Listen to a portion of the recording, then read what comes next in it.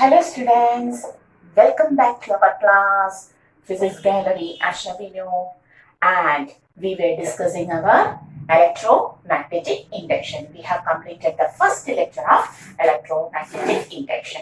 Okay.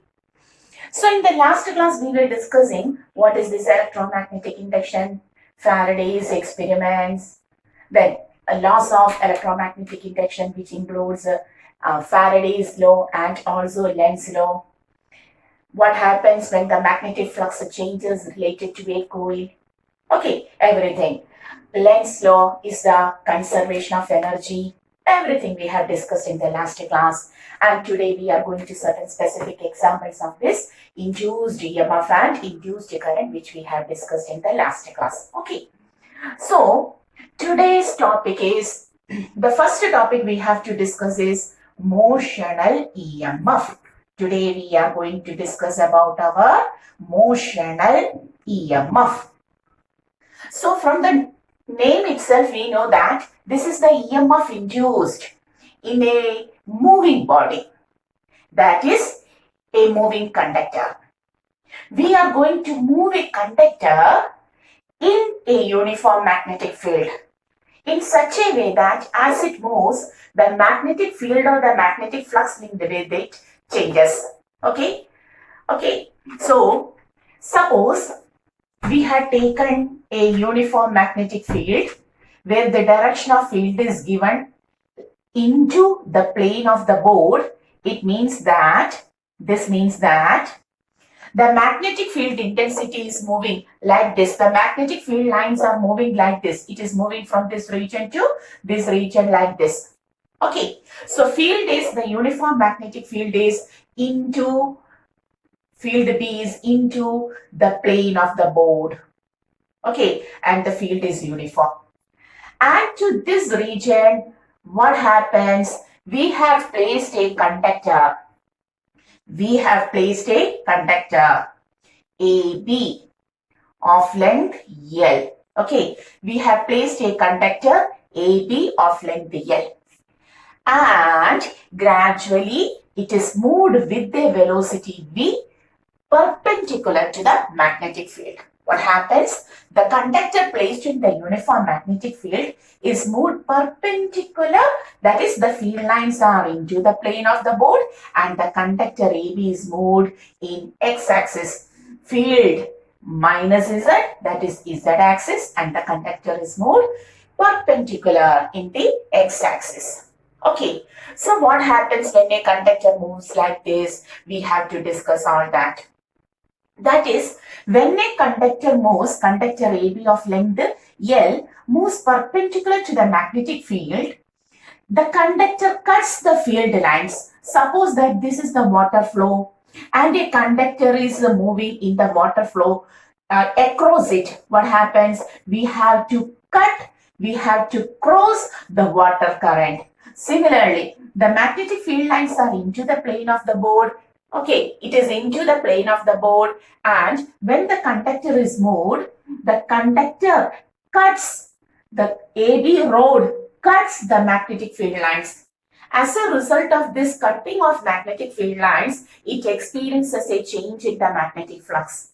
And whenever there is a change in the magnetic flux linked with this rod occurs, what happens? An EMF is induced.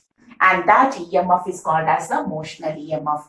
So what is motional EMF? When a conductor AB of length L is moved perpendicular to the magnetic field, what happens? It cuts the magnetic field lines during its motion. The field line is into the plane of the board and the conductor is moved perpendicular to it. Okay, so when the conductor is moved in this field, it has to cross the magnetic field lines. It has to cut the magnetic field lines. It changes the magnetic flux linked with this phenomena changes the magnetic flux linked with the rod.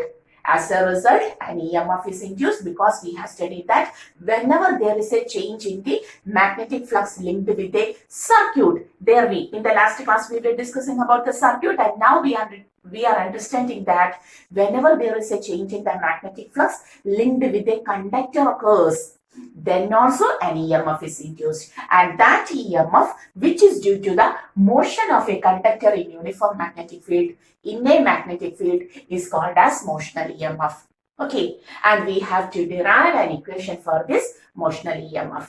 Okay, clear? So we are going to the equation for motional EMF. So in order to find the equation, we have to analyze what happens when the conductor is moved. When the conductor is moved in this uniform magnetic field perpendicular to it, what happens? Okay, we are going to analyze. So this is a metallic conductor. What is a metallic conductor? A metal which contains a large number of free electrons. When the conductor is moved towards the right, each electron in the conductor is also moving towards right. Okay, so electrons are moving perpendicular to the uniform magnetic field. Now we see that the electrons now we are seeing only the electrons, not the conductor as a whole. Look on the electrons in the conductor. The electrons are moving towards right, perpendicular to the uniform magnetic field. Okay, and when a charged particle moves with a velocity v in a uniform magnetic field, B making an angle theta to it, we have studied there develops a magnetic Lorentz force. There develops a magnetic Lorentz force. The magnetic field provides certain force to the moving charged particle, which is given by the equation FB is equal to QVB sin theta. Okay, hoping you remember that equation which we have discussed in the moving charges and magnetism. So, when the electrons in the conductor are moved towards right, the magnetic field which is perpendicular to these electrons provides certain force called as the magnetic Lorentz force to the electrons, and that force is given as QVB sin theta. And here we know the charge is electron. Okay, and theta is 90 degree, so that sin 90 is equal to perpendicular. That means sin 90 is equal to what? That is the magnetic force gets converted to EVB. Equation number 1. Correct? Clear? So the electrons in this rod experiences a force which is equal to EVB. EVB. To which direction? The direction of magnetic Lorentz force was given by Fleming's left-hand rule. Do you remember Fleming's left-hand rule?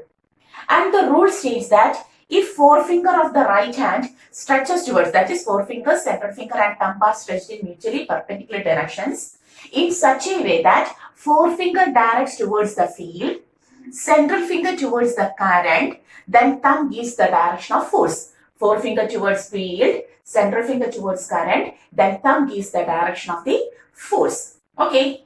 According to Fleming's left-hand rule, the field in this region, the field is into the plane. So forefinger towards the field. Electrons are moving towards right. When electrons moves towards right, electronic current in opposite direction. Okay, do you remember? When electrons moves towards right, the current due to the electron flow will be in the opposite direction. That is current, central finger towards like this, forefinger. May I take my forefinger like this? Current in this direction. Then what is the direction of thumb? Can you see? Oh, my fingers are paining. So forefinger towards field, central finger towards current. Electrons are moving towards right. That means electronic current is towards left. Forefinger towards field, current towards left, then thumb towards downward. Clear? Forefinger towards field, electrons are moving towards right. That means electronic current is towards the left, current towards left, and the thumb gives the direction of the force. So the magnetic Lorentz force provides a downward force to the electron. So what happens? The electrons begins to move to the bottom end. Electrons begins to move as the conductor moves in the uniform magnetic field perpendicular to it. The electrons in the conductor gradually begins to move towards the lower end of the conductor. When electrons moves towards the lower end, an equivalent positive effect is created in the top end. Clear? When electrons moves towards the lower end, An equivalent positive effect is created in the top end. That means this negative and positive charges accumulated on both ends of the conductor creates an electric field. Come to the point. The electrons are deposited to the bottom end due to the magnetic Lorentz force.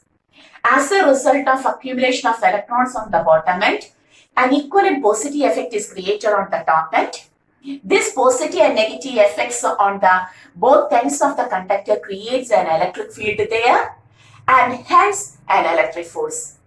That means gradually when the electrons are as a result of, we can write as a result of magnetic force, electrons are deposited or accumulated.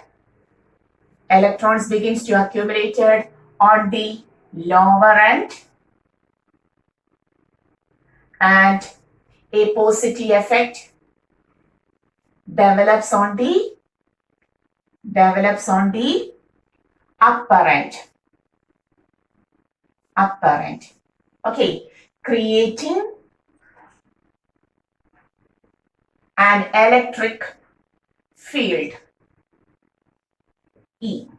This electric field provides electric force, and this electric field begins to provide electric force. So electric force becomes equal to, we have studied electric force is equal to Q into E. Now Q is equal to electrons, so we will write EE.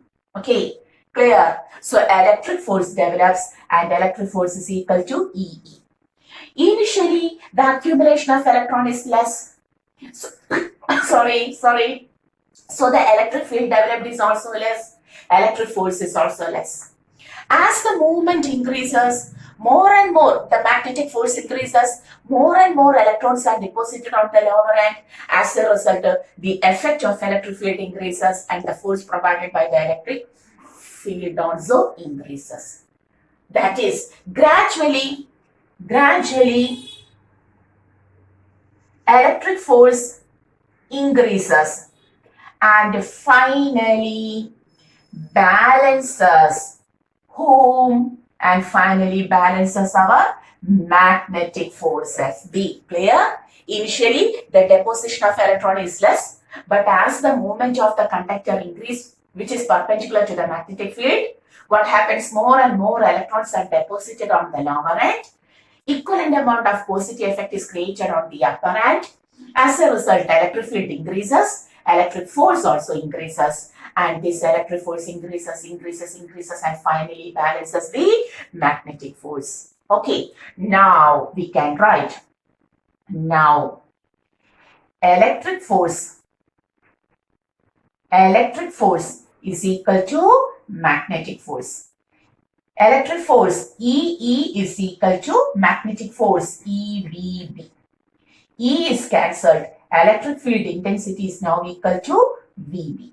Clear? And we have studied electric field intensity is the negative potential gradient. Do you remember? It is a negative potential gradient. So now we will write it as, can you see? Now we will write it as negative potential gradient, this is potential, is equal to VB, and the remaining topic here, the potential difference is equal to minus B, here there is B, here there is velocity, and on cross multiplying we will get the length. And this potential difference is induced due to the movement of conductor in the uniform magnetic field perpendicular to it. Okay.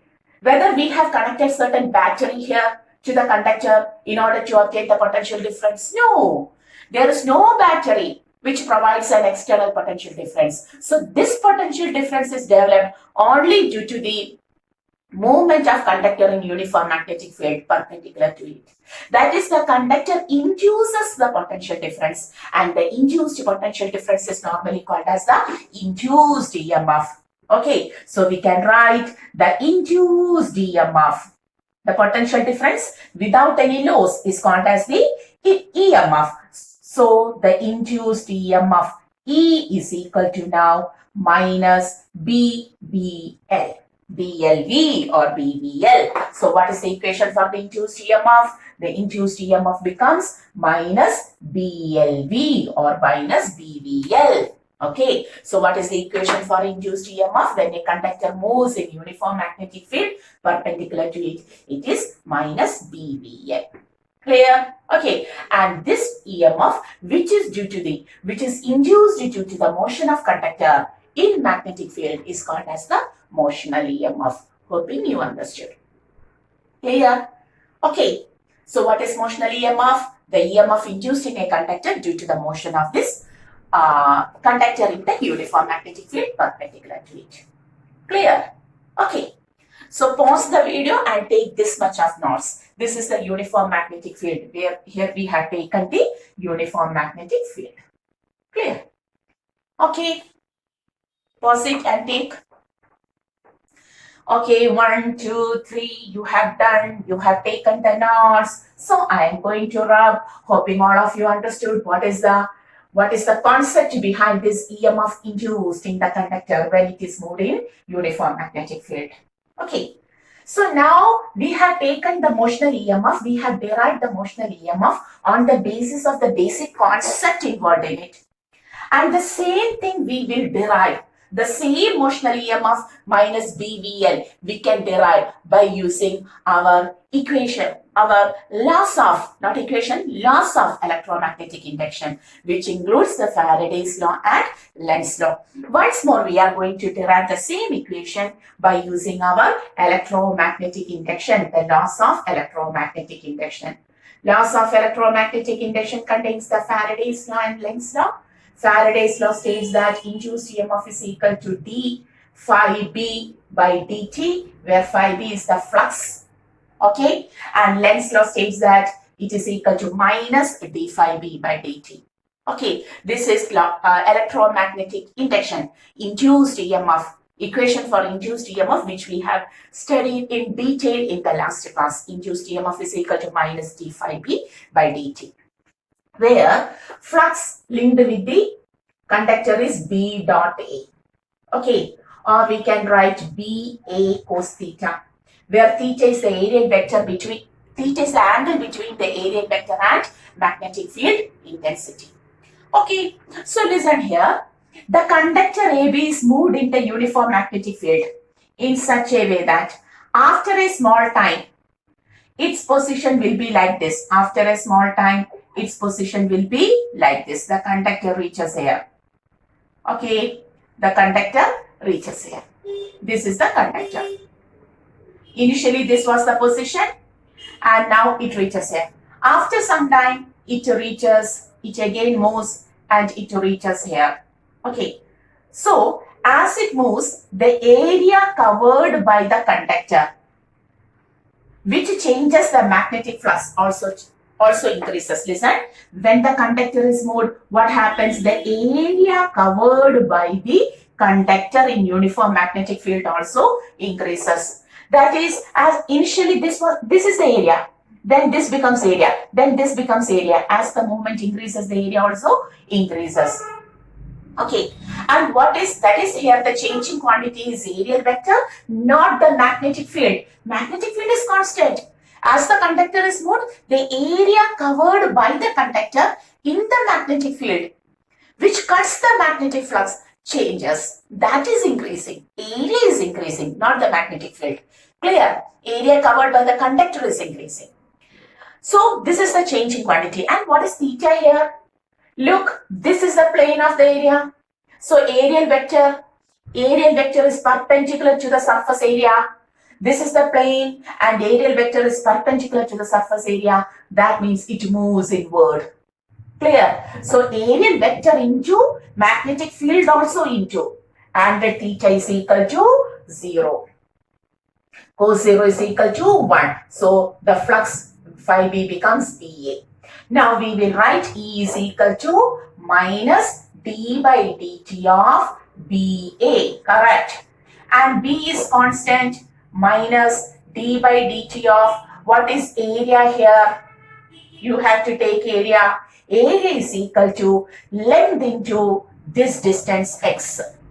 Okay, length into x. Area is equal to rectangular area, length into x. So we will write minus d by dt of minus d by dt of L into x.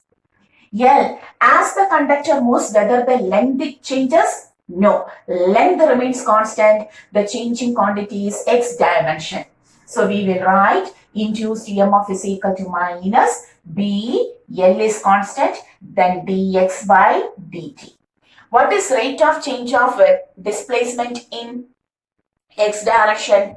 Surely dx by dt is called as the velocity in x direction. So v, or we will write it is equal to minus BLV. Here also it is also BLV.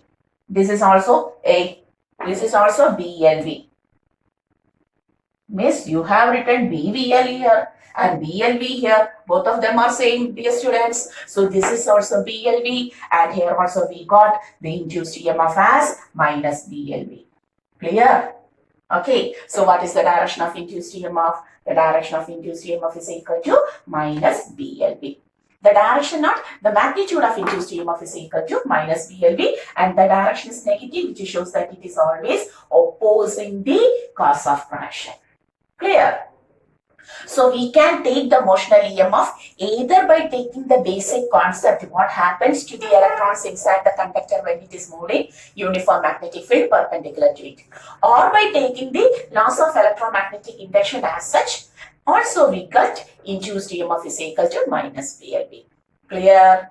Okay, so hoping you will understood the topic. Write this.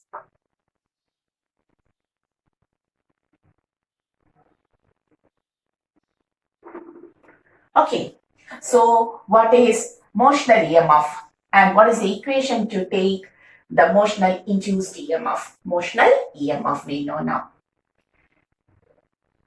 So this was the motional EMF, and now we are going to the next type of EMF called as the rotational EMF.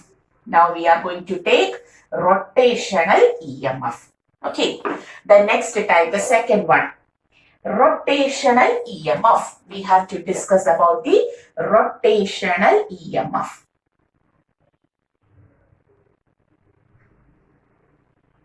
Okay. So what is rotational EMF? What was motional EMF? We have taken a uniform magnetic field which is into the plane of the board like this.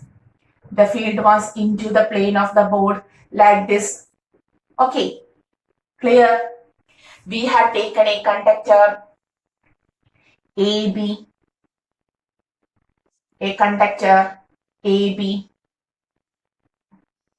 of length L. Earlier we have moved this conductor AB with a velocity V, linear velocity V in the uniform magnetic field which acts into the plane of the board. But now what happens? The B end of the conductor is fixed and the rod is rotated with an angular velocity omega. What happens? We are discussing about the rotational EMF. We are discussing about the rotational EMF. So what is rotational EMF? Listen.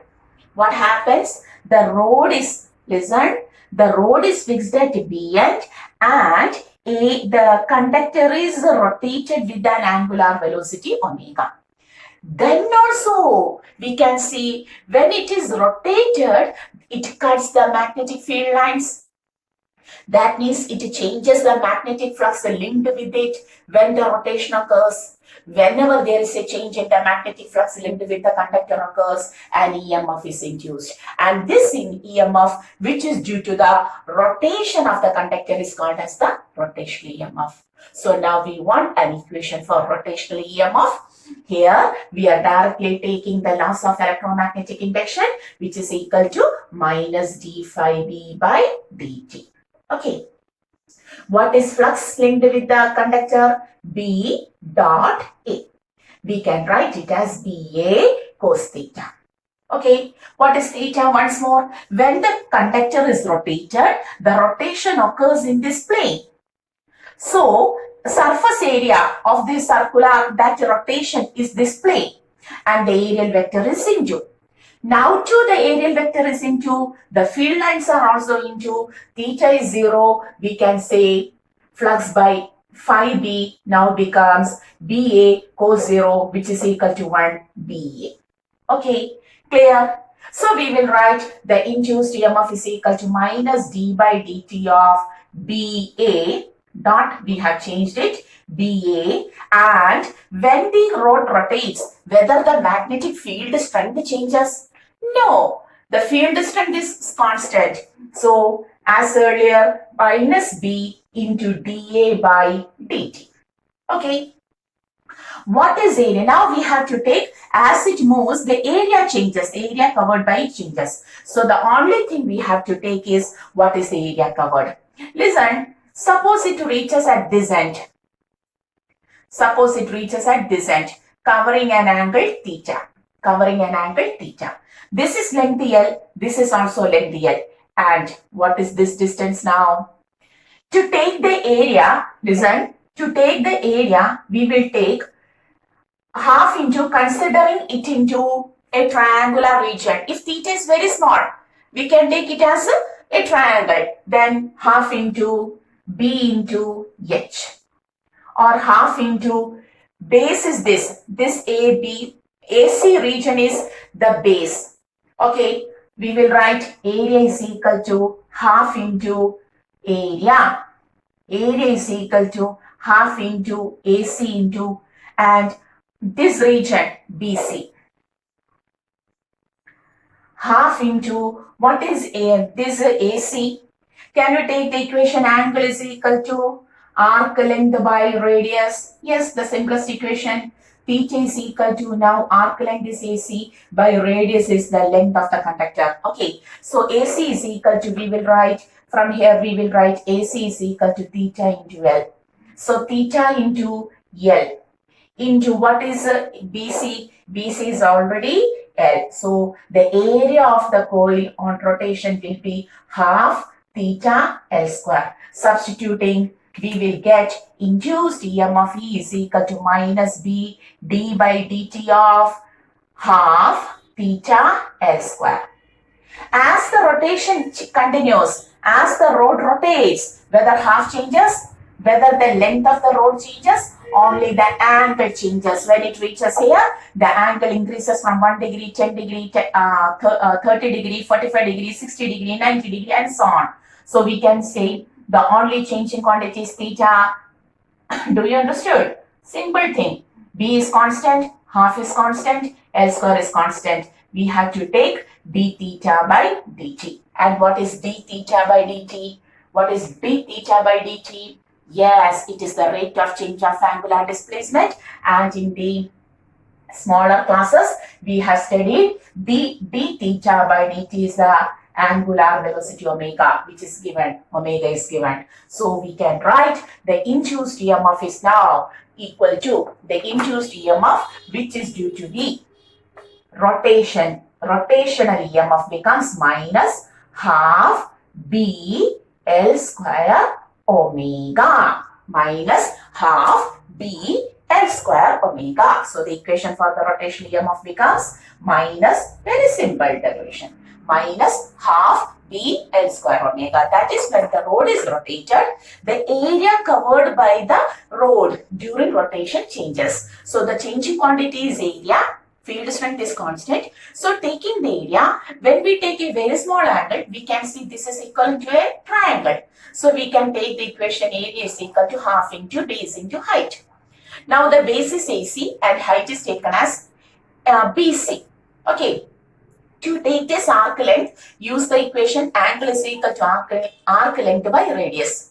Putting its value, we will get AC as theta into L, and this BC is already L. Half theta L into L. Half theta into L square. So E is equal to minus B d by dt of half theta L square. Area is half theta L square. Substituting the value of area and taking the constants outside, minus b half L square into d theta by dt, the rotational EMF becomes minus half bl square omega, where omega is the angular velocity which is equal to the rate of change of angular displacement. Okay, clear? So this is the equation for rotational EMF, and here the length also acts as, sometimes the equation may be given as minus half b r square omega. Whether the equation is correct? Yes. Now length of the road is acting as the radius of this circular path. That is, this circular path has a radius, and that is equivalent to L. So L may be also written as R. Okay, so ER is equal to, sometimes the equation may be given as minus half B R square omega, or sometimes it is given as minus half B L square omega. Both of them are same. Okay, clear? So this is the rotational EMF. Take this much of notes.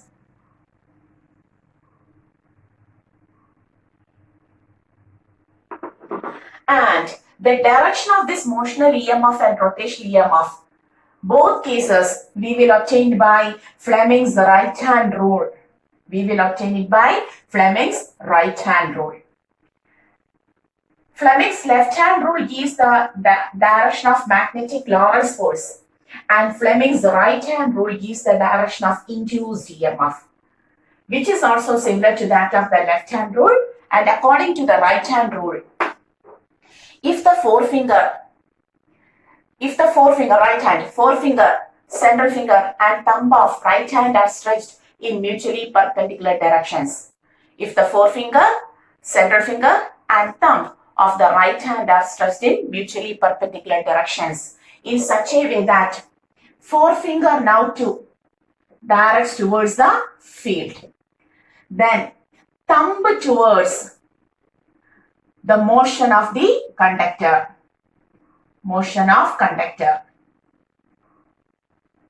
then the central finger will give the direction of induced EMF and current. Okay, so Fleming's right hand rule is used to find the direction of both motional EMF and rotational EMF. Clear? Okay.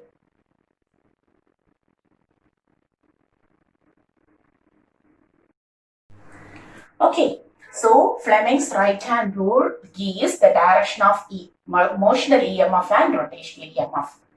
Okay, so according to Fleming's right hand rule, if the forefinger, the central finger and the thumb of right hand are stretched in such a way that forefinger directs towards the field, thumb towards the motion of the conductor, motional EMF and rotational EMF, then the direction of the central finger will give the direction of the induced EMF and current. Okay, you may note Fleming's right hand rule also. Okay, so hoping you have taken the law. Whether I have to write? No, it is simple.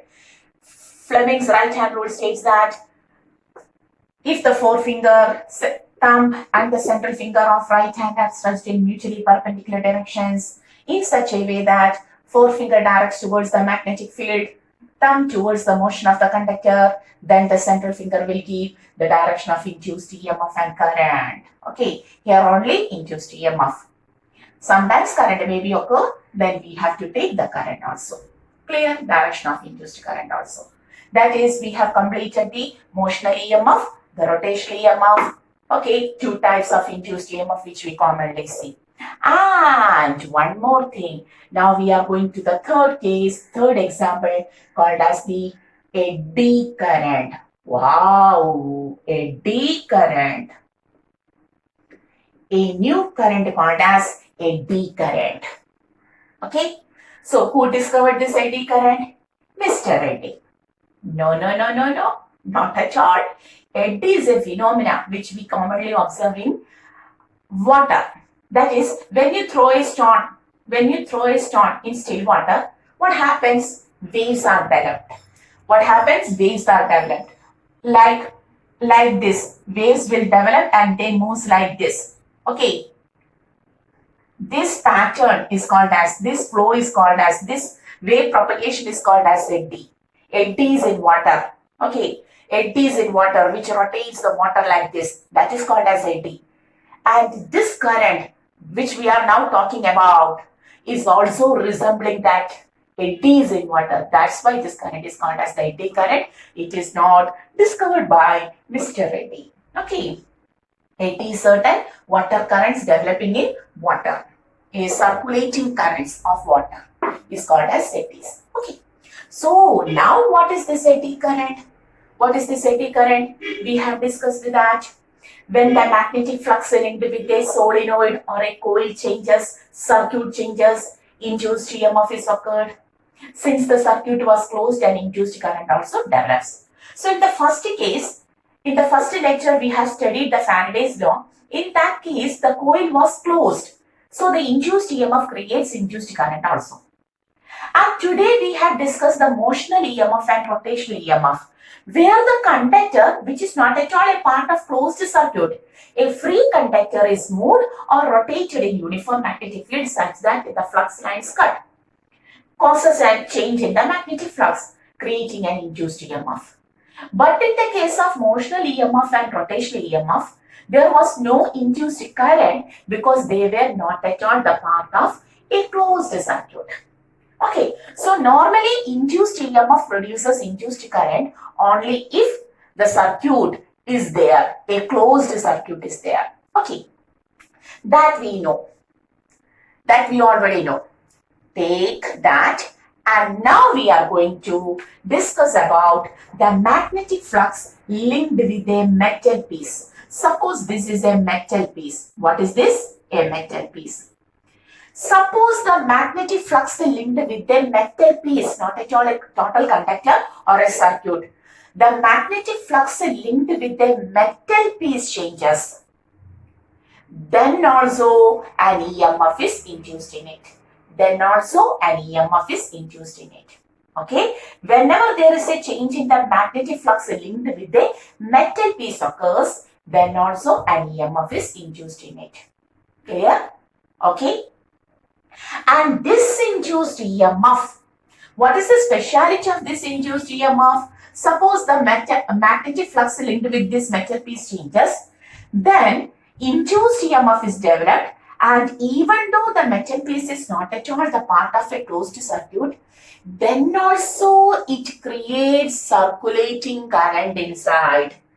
That is, even if the metal piece is not at all the part of a closed circuit, the induced EMF produces circulating currents inside this metal piece like this. Okay, like this, which resembles the eddies in water. And this current hence formed is called as the so formed current is hence named as the eddy current. So what is eddy current? What is eddy current? Whenever the magnetic flux linked with a metal piece, changes. Metal piece changes. An induced EMF is developed. An induced EMF formed, which produces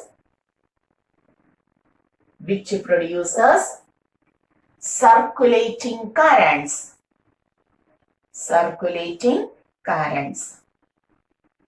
Inside the metal piece. Okay, this current are called as the eddy current. This current is called as eddy current because it resembles the eddies in water. Clear? Okay, so what is eddy current now we know. And what is the speciality of this induced EMF and eddy current? They are induced EMF and induced current. And the direction of this induced EMF and current will be always so as to, Lenz's law, it will be always so as to oppose the cause of production. So when the metal pieces are placed in certain devices where the magnetic field continuously changes, magnetic flux continuously changes, what happens? All of these metal pieces creates the eddy current inside it. And this eddy current Current, we know power is equal to electric power is equal to I square R.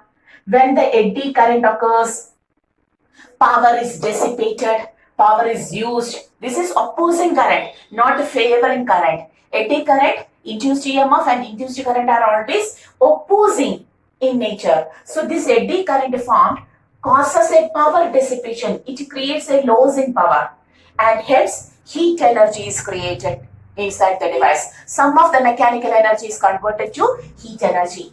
Power loss occurs, power is dissipated. Power is dissipated due to eddy current. Due to this eddy current, what happens? Power is dissipated, creating or forming heat energy. It heats the device and reduces the efficiency of the device. Okay, so eddy current is normally a wastage of energy. Eddy current is normally a wastage of energy. So we have to minimize this eddy current. We cannot remove the eddy current because it is a phenomenon always observed with the metallic piece, where the magnetic flux linked with it changes. So we have to minimize this eddy current. In order to minimize the eddy current, what we do, we never take a single piece of the metal, but we take slices, slots, small pieces of metals and are joined like this, so that each piece acts as a metal and circulating currents are created here. Since the area is less, what happens? Since the area is less, what happens? The resistance, we have the equation R is equal to rho L by A. Now area decreases, resistance increases. When the resistance increases, eddy current decreases. The current formed inside this decreases. So in order to reduce the eddy current, we use laminated core. These small slices of metal piece joined together is commonly called as the laminated core. Okay, laminated core. So eddy current is minimized. It is minimized by using laminated core, where a single metal piece is replaced with small metal slices which are joined together to form a single part. Okay. Since the area of cross section of each metal piece is less, its resistance increases and the eddy current formed inside it decreases. Okay, so it helps to minimize this type of arrangement helps to minimize the eddy current. So we understood what is eddy current. Whenever the magnetic flux linked with a metal piece changes, an induced EMF is developed in it, which produces circulating current called as the eddy current. Okay, there are several experiments which proves this eddy current, the presence of eddy current. For example, a single one. Suppose we have taken a solenoid containing circuit like this, which is connected to a cell and a key like this, and a small metallic coin. This is our small metallic coin. A small metallic coin is placed in this solenoid circuit like this. Okay, this is our coin. Okay, when the switch is made, that is when we tap the circuit key, when the circuit is made closed, that is when the current begins to flow. There is an increase in current, field increases, flux increases. What happens? Induced EMF is developed in this coin. So the coin, the induced current in the coin, the eddy current in the coin want to oppose the cause of production, that is the flow of current through this coin. But whether this small coin can oppose this current, so what happens? It tries to move away. When the switch is made on, we can see the eddy current in it opposes this current growth. That means it moves, it jumps up from the region of change in the magnetic flux. As soon as the current becomes steady, moreover, due to the gravitational force, due to its own force, it comes down. Okay. Again, switch off, again jumping. Switch on, jumping. Switch off, jumping. Because in each time, what happens? There is a change in the magnetic flux which causes an eddy current, and since this eddy current opposes the cause of production and it cannot oppose this much of current, so what happens? It tries to move from that region. So a jumping can be seen during subsequent switching on, switching off, switching on, switching off. Okay, so this proves the presence of eddy current in the coil. So there are several examples for the eddy current. Another example, this is a magnetic region with the north pole and south pole like this, and the field lines are moving from north to south like this. Suppose there is a pendulum. Suppose there is a pendulum with a metal piece. Okay, and it oscillates like this. Okay, crossing the magnetic field. What happens? Since the metal piece oscillates in the magnetic field, the field is like this and the oscillation is like this. What happens? The metal piece cuts the magnetic field lines, flux changes, induced EMF and eddy current are created here, and this eddy current tries to oppose the cause of production. What is the cause of production? During oscillation, it cuts the magnetic field. So it opposes the oscillation. That means the oscillation becomes zero within a few seconds. Normally, if it takes 10 seconds to oscillate and come to rest, now it takes only 2 seconds to come to rest. Why? Because the eddy current formed inside it prevents the oscillation. It opposes the oscillation. Clear? All of this proves that there is eddy current. And this eddy current is minimized by using the laminated core, which is also proved here. If instead of a single piece, if we use the laminated core like this, okay, what happens? The oscillation decreases to zero only after a little bit of time also. That is, earlier when within 2 seconds the oscillation stops, now within 5 seconds only the oscillation stops, because the eddy current is reduced, minimized by using the laminated core. Okay, so there are several experiments which proves the presence of eddy current. So normally it is a wastage of energy because the power is dissipated, and in order to reduce these power loss and also energy loss as heat, we use the laminated core. Even though there is certain energy loss, and therefore we will make use of this eddy current. We will make use of this eddy current in several regions. For example, the magnetic braking system of trains. In trains, the wheels are rotating. The wheels are rotating like this. Here there is an electromagnet. When the train applies the brakes, what happens? The wheels changes the magnetic field here. Okay, due to the rotation of the wheels, the magnetic field or magnetic flux linked with it changes, which causes an eddy current, and it helps to oppose the motion. That is, it helps to provide brakes to the train. So we don't have to want any detailed description, just 1 or 2 uses. So magnetic braking system of train, then induction furnace. There are certain induction furnace which are used in the metallurgy region. What is metallurgy? Furnace. Okay, furnace. What is this? Okay, which are used in the metallurgy where alloys, metals are formed. Okay, their high temperature is required. In such cases, heat energy is formed in excess by increasing the eddy current. So in induction furnace also we use this eddy current. In certain galvanometers,